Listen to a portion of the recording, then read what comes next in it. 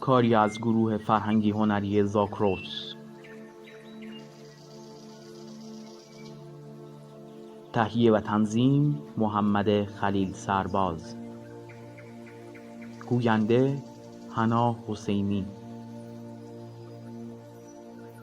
این داستان قلعه حیوانات. بخش دوم. رفقا، همه راجع به خواب عجیبی که شب قبل دیدم شنیده اید. راجع به خود خواب بعداً صحبت می‌کنیم. مطلب دیگری است که باید قبلاً بگویم. فکر نمی‌کنم رفقا که من بیش از چند ماهی بین شما باشم و حس می‌کنم موظفم تجاربی را که به دست آورده‌ام پیش از مرگ با شما در میان بگذارم. من عمر درازی کردم و در طویله مجال بسیاری برای تفکر داشتم و تصور می‌کنم می‌توانم ادعا کنم به اندازه هر حیوان زنده‌ای به ماهیت زندگی در این عرصه دنیا آشنایی دارم. در این زمینه است که می‌خواهم با شما صحبت کنم. رفقا، ماهیت زندگی از چه قرار است؟ باید اقرار کرد که حیات ما کوتاه است، پرمشقت است و نکبتبار است.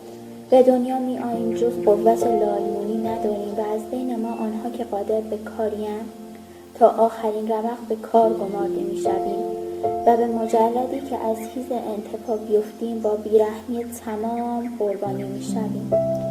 هیچ حیوانی در انگلستان مزه سعادت و فراغت را از 1 سالگی به بالا نچشیده است. هیچ حیوانی در انگلستان آزاد نیست. زندگی یک حیوان فقر و بردگی است. این حقیقت است، غیر قابل انکار. آیا چنین وضعی در واقع لازمه نظام طبیعت است؟ آیا این به این دلیل است که این سرزمین انقدر فقیر است که نمیتواند به ساکنینش زندگی مرفهی عطا کند؟ رفقا، نه، 1000 مرتبه نه. خاک انگلستان حاصلخیز و آب و هوایش مساعد است و استعداد تهیه مواد غذایی فراوان برای تعداد خیلی بیش از حیواناتی که اکنون در آن ساکنند دارد. همین مزرعه ما میتواند از 12 اسب، 20 گاو و صدها گوسفند نگهداری و پذیرایی کند، طوری که همه آنان در رفاه به سر ببرند، چنان رفاهی که تصور آن هم در حال حاضر از ما دور است. پس چطور است که ما با این نکبت زندگی می‌کنیم؟ علتش این است که تقریباً تمام دسترنج کار ما به دست بشر ربوده می‌شود. آری رفقا، جواب تمام مسائل حیاتی ما در یک نکته نهفته است و این نکته به این کلمه بشر خلاصه می‌شود. بشر یگانه دشمن واقعی ماست. بشر را از صحنه دور سازید. ریشه گرسنگی و بیگاری برای ابد خشک می شود. بشر یگانه مخلوقی است که نه تخم می کند نه شیر می دهد. ضعیفتر از آن است که گاوا هم بکشد و سرعتش در دویدن به حدی نیست که خرگوش بگیرد. اوست که آنها را به کار می گمارد و از دسترنج حاصل فقط آنقدر به آنها می دهد که نمیرند و بقیه را تصاحب می کند. کار ماست که زمین را کشت می کند و کود ماست که آن را حاصل خیز می سازد. با این وضع ما حیوانات صاحب چیزی جز پوست خودمان نیستیم. شما ای گاوانی که جلوی من ایستاده اید، سال گذشته چند هزار گالن شیر داده اید و بر سر آن شیر که باید صرف تقویت گوساله های شما می شد چه آمد؟ هر قطره آن از حلقوم دشمنانمان پایین رفت.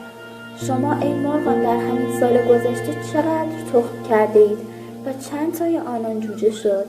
بقیه تمام به بازار رفت و برای جنس و کسانش پول گردد و تو کلوبه 4 کله‌ای که میبایست در پیری اسای دستت میشدند کجا هستند؟ همه در 1 سالگی فروخته شدند و تو دیگر هرگز آنها را نخواهی دید. در ازا 4 کره و جان کندن دائم در مزرعه جز جیره غذا و گوشه طویله چه داشته ای؟